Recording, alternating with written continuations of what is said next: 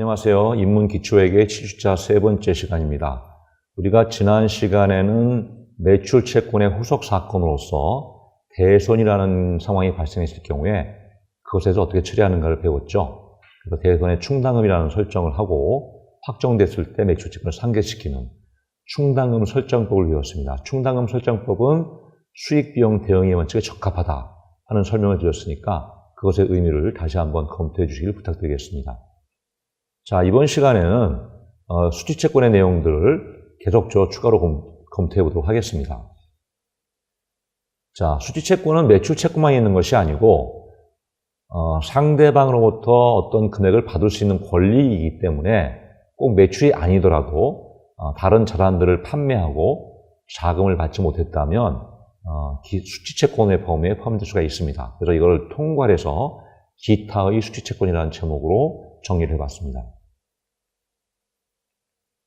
자, 첫 번째는 대여금입니다. 대여라고 하는 건 돈을 빌려주는 거죠. 그래서 대여금은 빌려준 돈이라는 뜻입니다. 그러니까 언젠간 갚겠죠. 그래서 그러면 내 돈을 받을 수 있으니까 수취채권의 범죄에 포함될 수 있다. 이렇게 보시면 됩니다. 예를 볼까요? 백주상이 도봉산에게 300만 원의 현금을 대여하고 2개월 후에 받기로 해야 했다. 현금이 나갔지만 2개월 뒤에 현금을 또 받을 수 있는 기쁨이 생기니까 대여금은 자산이 되겠습니다. 예, 그래서 백주산이 미래에 현금을 수취할 권리가 있다는 뜻이죠.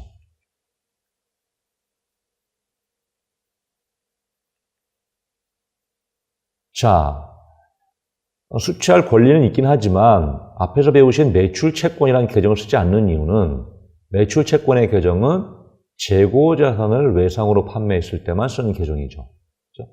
이건 물건을 판 게 아니고 단순히 돈을 빌려준 개념이기 때문에 이럴 때는 그것을 구분하기 위해서 대여금이라는 계정 과목을 사용하는 겁니다.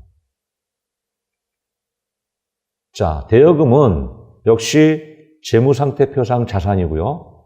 재무상태표 일정 시점이니까 보통 12월 31일이 될 텐데 그날을 기준으로 1년 이내에 회수가 된다라고 하면 단기라는 말을 붙여줍니다. 단기 대여금. 그 다음에 1년이 지나야 회수가 가능하다 할 때는 장기 대여금이라는 용어를 쓰기 때문에 계정 과목을 보고도 이게 언제 현금으로 돌아올 수 있겠구나 하는 것을 확인할 수 있습니다. 두 번째는 미수금입니다. 역시 이름상 받지 못한 돈 이런 뜻이라고 했죠. 당연히 기쁨이겠네요. 자산 계정입니다. 자, 백두산이 영업용 자동차를 지리산에게 1,000만 원에 판매하고 1개월 후에 현금을 받기로 하였다. 이렇게 되어 있었죠. 자, 백두산이 판매한 자동차는 영업용 자동차입니다. 무슨 뜻이냐면 영업을 하기 위해서 몰고 다니는 차라는 거죠. 그렇다면 이 차는 판매를 목적으로 가지고 있는 게 아니죠. 그러니까 재고자산이 아닙니다. 예, 어떻든 간에 재고자산이 아니지만 그거를 판매하고 돈을 받을 권리가 있으니까 수취채권에 포함이 되겠죠. 말씀드린 것처럼 매출채권 표시는 불가능하다. 이럴 때 쓰는 계정 과목이 바로 미수금이라고 하는 계정 과목이다. 받지 못한 돈이라는 거죠. 그러면 미수금이라는 용어만 보고도 돈을 받을 권리가 있다는 걸 알 수 있고 그 다음에 미수금이라는 계정 때문에 이게 매출채권이 아니니까 재고자산 판매한 건 아니구나 하는 것도 알 수 있습니다. 자, 예를 볼까요? 의류 판매업을 영위한다 했으니까 옷을 사고 파는 기업입니다. 그죠? 그거를 재고자산으로 분류하겠죠? 자, 한라산이 X 1년 중에 자산의 내역 중에 일부다 했습니다.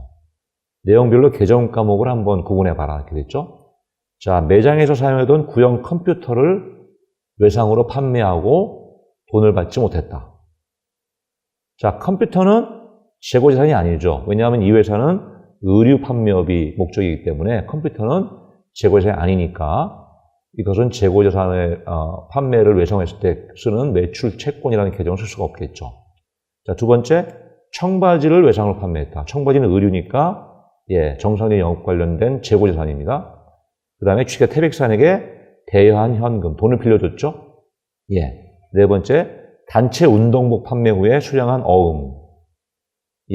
운동복을 판매했으니까 역시 의류 판매업에 해당하는 재고자산이 되겠습니다. 근데 외상이 아니고 어음을 받은 거죠. 받을 권리가 있네요. 그 다음에 오달산의 어음을 받고 대여한 현금 이렇게 되어 있습니다. 보시면 3번 같은 경우에는 돈을 그냥 빌려줬죠. 5번도 돈을 빌려줬는데 대신 돈을 빌려줬다는 증빙을 받았습니다. 그 정도 차이가 있겠습니다. 자, 한번 볼까요? 말씀드린 것처럼 컴퓨터를 외상으로 판매한 것의 개정 과목은 미수금으로 처리하면 될 거고요. 그 다음에 재고자산과 관련된 외상은 매출 채권으로 처리하면 됩니다. 단순 외상 매출금이냐 어음을 판매에 따라서 세부적인 개정 과목을 쓸 수도 있겠죠. 자, 태백산에게 대여한 현금은 대여금이라는 개정 과목을 쓰면 되겠고요. 자, 어음을 받고 대여한 현금도 역시 대여했기 때문에 대여금이라는 용어를 쓰지만 이때 대여금은 어음상 채권이라고 하는 구분이 별도로 구분할 수 있습니다. 자, 그렇지만 이때 돈을 빌렸으니까 대여금이라는 용어는 쓸 수 있다라고 보시면 되는데 그 성격 자체가 조금 다르다는 정도는 구분하시면 되겠습니다. 자, 미수금의 예로서 조금 전에 예에도 보신 것처럼 영업활동을 보조하기 위해 사용하던 자동차를 판매해서 받지 못한 수취채권이 있다. 그러면 재고자산은 아니기 때문에 이런 경우에 쓸 수 있는 개정 과목이 바로 미수금이다. 이렇게 보시면 되죠. 그리고 이와 같은 재고자산을 팔았을 때는 매출이라는 개정 과목을 썼죠. 그런데 재고자산이 아닌 것을 똑같이 매출로 처리하면 수익의 구분이 어렵기 때문에 재고자산이 아닌 자산들을 판매할 때는 별도로 처분이라고 하는 용어를 사용하는 것을 서로 약속하고 있습니다. 자, 그래서 이런 재고자산이 아닌 자산을 처분했을 때 외상으로 했다. 그러면 그때 쓰는 개정 과목이 바로 미수금이라는 개정 과목입니다. 자, 미수수익이라고 하는 것은 어디서 보셨냐 하면 현금주의, 발생주의 해서 발생주의에 따른 개정 과목의 결산 수정본기 항목으로 보셨죠. 그래서 현금을 받지는 않았지만 기간이 경과됨에 따라서 받지 못한 임대료라든지 또는 이자 등을 발생주의에 따라서 처리하는 개정 과목이다. 이렇게 됐죠. 아마 지난번에 배우셨던 게 혹시 기억이 나실까 모르겠습니다. 다시 한번 검토해 주시기 부탁드리고요.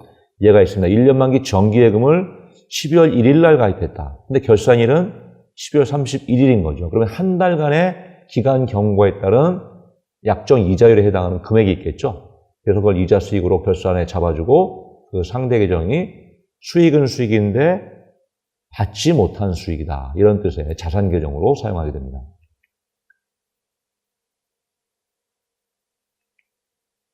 자, 이렇게 미수라고 하는 개념은 개념적으로 이해가 되실 거고요. 실제 실무적으로는 뒤에 있는 이름들을 다양하게 세부적으로 미수 임대료, 미수 이자 뭐 이런 식으로 다 표현할 수가 있습니다.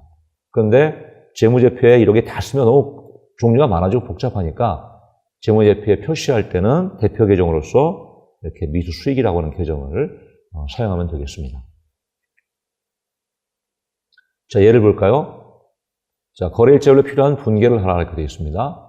12월 1일 날 보유하고 있던 장부가액 500만 원의 토지를 700만 원에 처분했다고 나오죠. 그러면 이게 토지가 재고자산인지 아닌지를 반박에 처분이라는 용어로 확인할 수 있습니다. 이게 매출이 아닌 겁니다. 대금을 월말로 받기로 하다. 이렇게 되어 있고요. 그 다음에 월말에 처분 대금을 받았다. 이렇게 되어 있고요. 그 다음에 여유자금 300만 원을 이자율 4%로 정기예금에 가입하였다. 10월 달에. 그런데 3개월 뒤에 결산을 맞이한 거죠.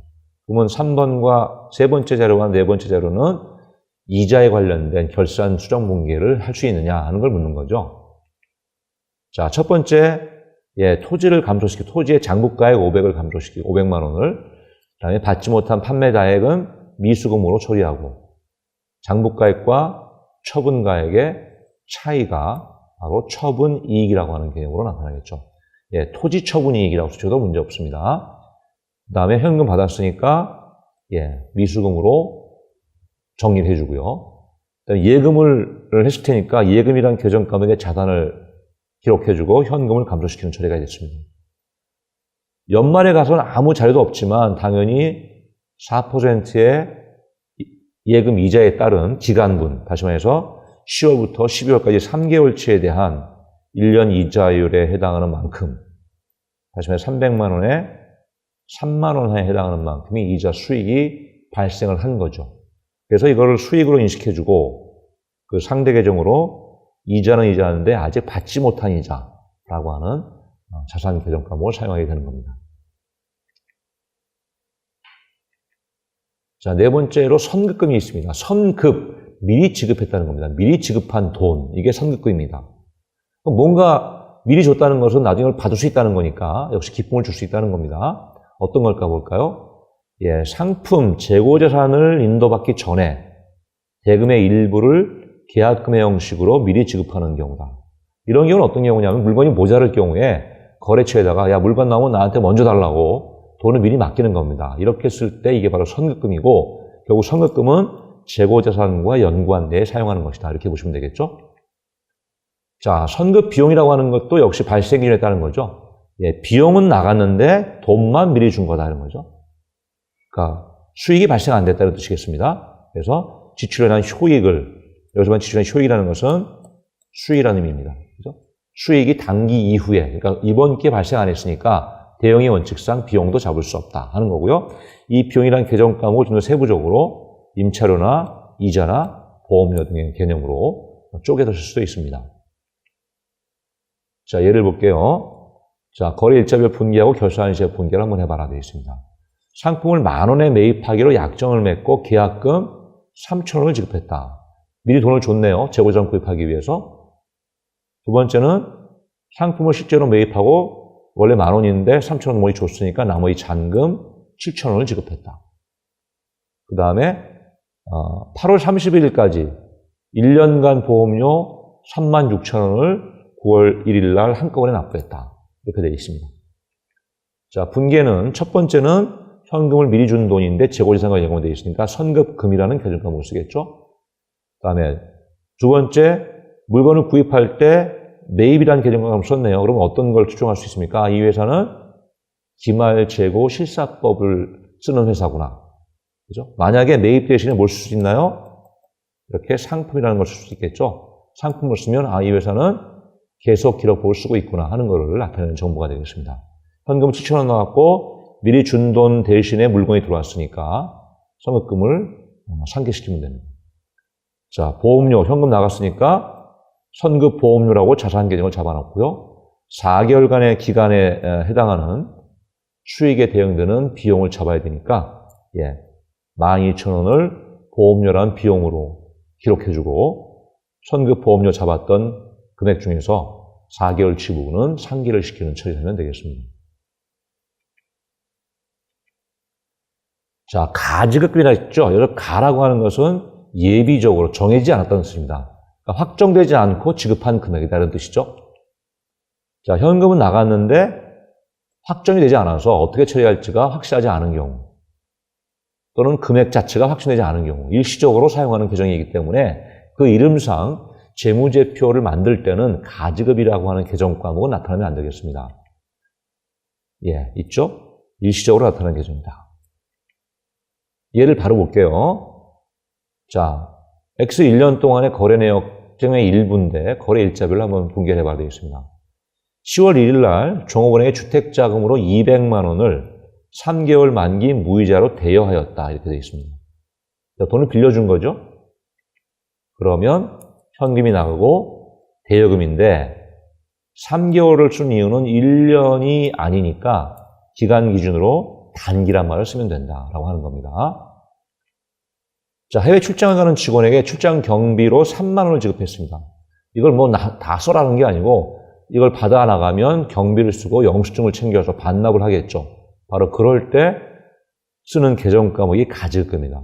현금을 줬는데 아직 정확하게 확정된 게 아니다. 이런 의미입니다. 자, 출장한 직원이 귀국하면서 경비 명세서를 제출하고 돈이 남았나 봐요. 3만 원 중에 5천 원을 반납했습니다.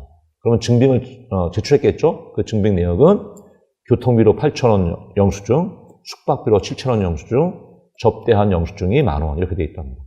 그러면 그때 가서 확정되었으니까 가지급금을 없애고 교통비, 숙박비를 하나로 묶어서 여비 교통비라는 계정 과목을 썼죠. 15,000원. 그다음에 접대비라고 하는 비용 계정으로 10,000원.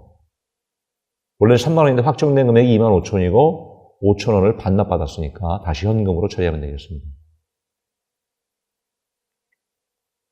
자, 종업원에게 빌려준 주식자금을 반환을 받았다라고 하면 단기 대여금이 사라지겠죠. 예, 단기 대여금을 줄이고 현금이 회수되는 이와 같은 분계를 하면 되겠습니다. 자, 이제 지금쯤 되면 개정 과목들이 하나하나 좀 눈에 익으실 거고요. 그것들을 갖다 거래 판례에 따라서 차변과 대변으로 구분하는 연습을 제가 지속적으로 해드리니까 여러분도 천천히 쫓아오시면서 그 내용들이 흡수될 수 있도록 연습을 하시면 되겠습니다. 자, 이상으로 해서 이번 시간에는 수취채권 중에서 매출채권을 제외한 기타의 수취채권에 관련된 개정 과목의 분류 그리고 거기에 따른 예제들을 공부하셨습니다. 다음 시간에는 또 다른 개정 과목을 가지고 공부를 하도록 하겠습니다. 수고하셨습니다.